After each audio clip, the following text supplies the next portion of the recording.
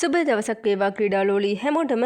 ඉතින් පසුගියදා ශ්‍රී ලංකා නව තේරීම් ක්‍රිකට් තේරීම් කමිටුව පත් වුණා. ඉතින් සභාපති ලෙස පත් වුණේ ප්‍රමෝද් වික්‍රමසිංහ. ඒ වගේම සෙසු සමාජිකයින් ලෙස ඉන්දිකද සේරම් තරංග පරණවිතාන විනෝදන් ජෝන්ස් සහ රසාංජලිද අල්විස් යන අය පත් වුණා. ඉතින් කෙසේ වෙතත් සභාපති ලෙස ඔහුගේ පළමු තීරණය අරන් තියෙනවා ලෝක කුසලාන තරගාවලිය සඳහා 2020 නායකත්වය දසුන් චානක හට ලබා දීමට. ඉතින් දිගටම දසුන් චානක ඉදිරි තරගාවලි කිහිපයේදීම නායකත්වය හොබවනු ඇති බව තමයි ඔහු ප්‍රකාශ කරන්නේ. ඉතින් ඔහු එයට සුදුසු බව ඔහු කලිනුත් ප්‍රකාශ කරා. ඉතින් කෙසේ වෙතත් එළඹෙන 2020 ලෝක කුසලානය තෙක් ශ්‍රී ලංකා 2020 කණ්ඩායමේ නායකත්වය දසුන් චානකට ඔහු ලබා දී තිබෙනවා. ඒ අනුව එළඹෙන ලෝක කුසලානය සඳහා වන 25 දෙනෙක්ගෙන් සමන්විත මූලික සංචිතයක්ද ඒ අනුව නම් කරලා තියෙනවා.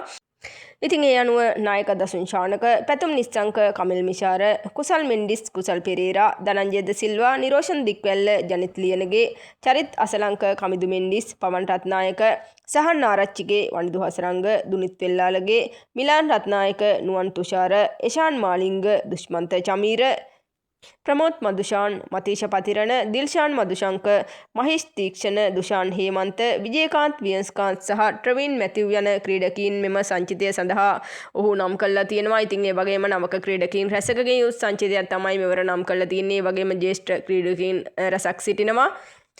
ඉතින් හොඳ තීරණයක් කියලා ගොඩක් දුරට හිතෙනවා. මොකද දසුන් චානක ඉදිරි තරඟවලත් නායකත්වය වෙනස් වෙනවාට වඩා ඔහු නායකත්වය ඉන්න එක හොඳයි.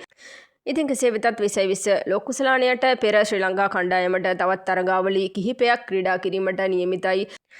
ඉතින් කෙසේ වෙතත් මෙම මාස 20ට පෙර ILT20 තරගාවලිය ක්‍රීඩා කළ ශ්‍රී ලංකා ක්‍රීඩකීන් ගෙන්වීමටත් ඔහු පියවර ගෙන තිබෙනවා. ඉතින් එළඹෙන ලෝක කුසලාන තරගාවලිය වගේම ඉදිරි තරඟවල පුහුණු සැසී පැවැත්වීම සඳහා තමයි එම ක්‍රීඩකීන් ලංකාවට ගෙන්වා ගැනීමට ඔහු පියවර අරන් තියෙන්නේ. ඉතින් ඒ වගේම ශ්‍රී ලංකා ක්‍රිකට් වල වෙනසක් බලාපොරොත්තු වීමට ඉඩ පවතිනවා. ඉතින් අපි බලමු මොකද වෙන්නේ කියලා. ඉතින් මේ සංචිතය ගැන ඔයාලගේ වටිනා අදහසත් පහලින් කමෙන්ට් එකක් විදිහට ලියාගෙන යන්න. ඒ වගේම මේ වගේ අලුත් ක්‍රිකට් තොරතුරු දැනගන්න අපේ නාලිකාව සබ්ස්ක්‍රයිබ් කරලා තියාගන්න.